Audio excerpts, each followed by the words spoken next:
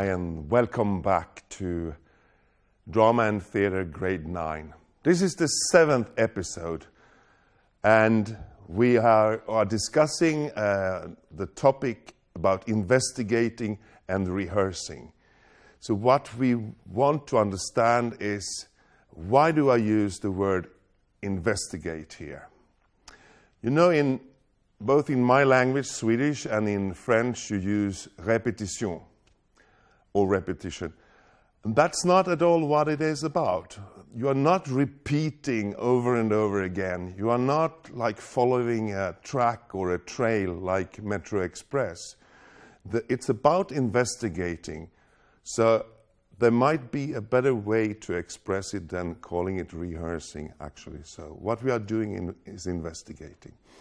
The topic for today is eye contact in different ways, and I will show you different techniques how to work with that.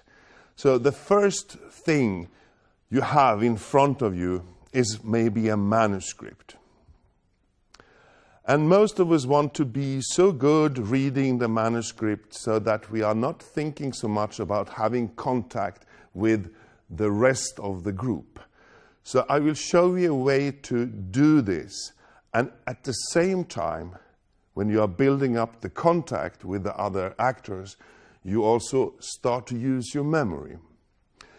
If you are looking at the manuscript here and you have two persons, normally they will keep their eyes in the manuscript without any contact at all.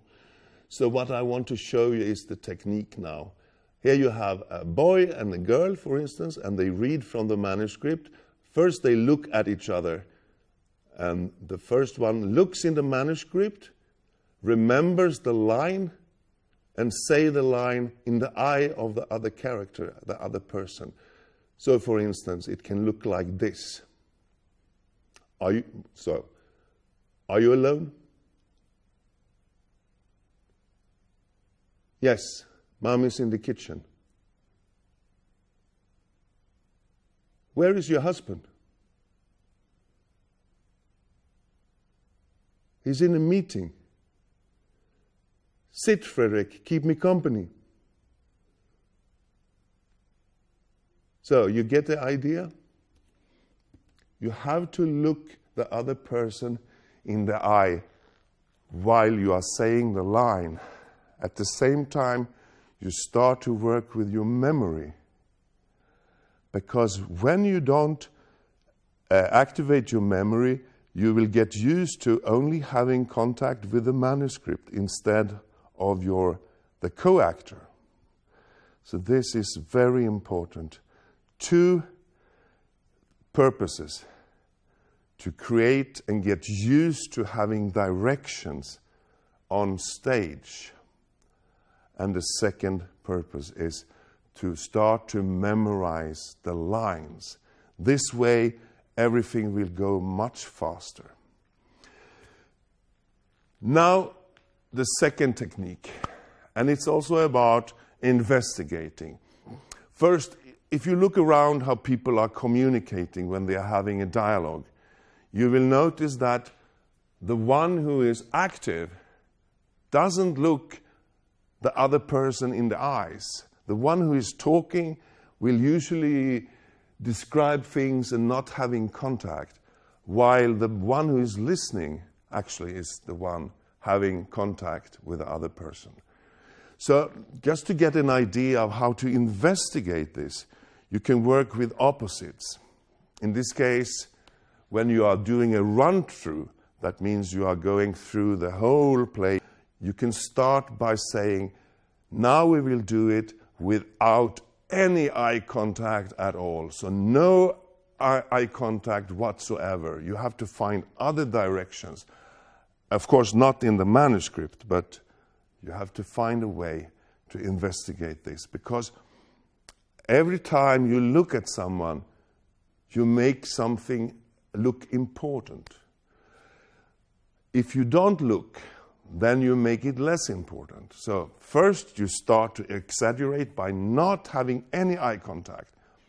Next time you do the run-through, you have complete eye contact, all the way from the start to the end. Afterwards, you go through your experience and you see, for your character, what is the best? When should I have the eye contact?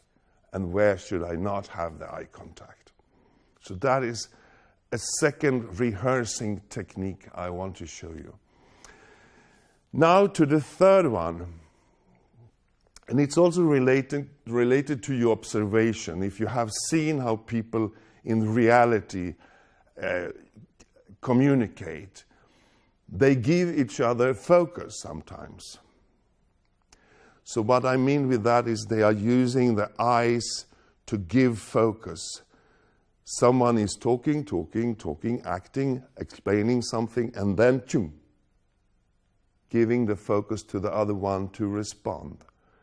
So there is a clear technique for this, and it starts with having eye contact and then giving each other the focus. It's like this. It looks like this. We are not used to this technique, so it's good to have a first training in this before you start to rehearse with this technique. But you will notice it's very powerful, especially if you are watching it from outside. Another thing I want to talk about, another kind of technique is, I call it observe, validate, and react. It's 3 words. You know how it is sometimes. We want to be so good all the time. We want to know the answers. And if you are thinking about when you are rehearsing, you want to be ahead of everything. But it is the opposite when it comes to acting on a stage. You have to be a little bit not so prepared all the time. That means everything that happens to you on stage happens for the first time. It must be like that, because when you are doing the performance, it must look like it happens right now. And how do you train that? You know, it's very common that if you have a line like, what is 2 times 8, for instance, and the other one has to answer 16. And what happens is that they will say, what is 2 times 16? That means they are going a little bit ahead of everything. You can't answer the question before you have heard the lines to the end. And it's the same here. You have to first observe. For instance, when I was coming to this studio here, everyone who entered saw the lemons on the table, and some of them said, "Oh, I see there is lemons." And I said, "Yes." And then they said, "Are you preparing a lemon salad?" And someone said, "Oh, it's lemon. Oh, you are preparing a cup of tea."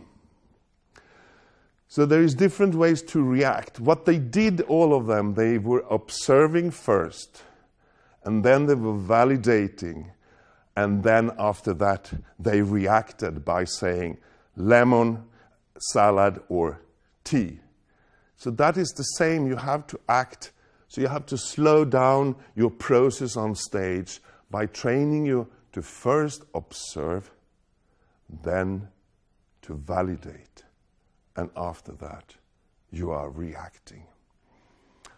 A common rehearsing technique who trains this is to repeat the line of the other person.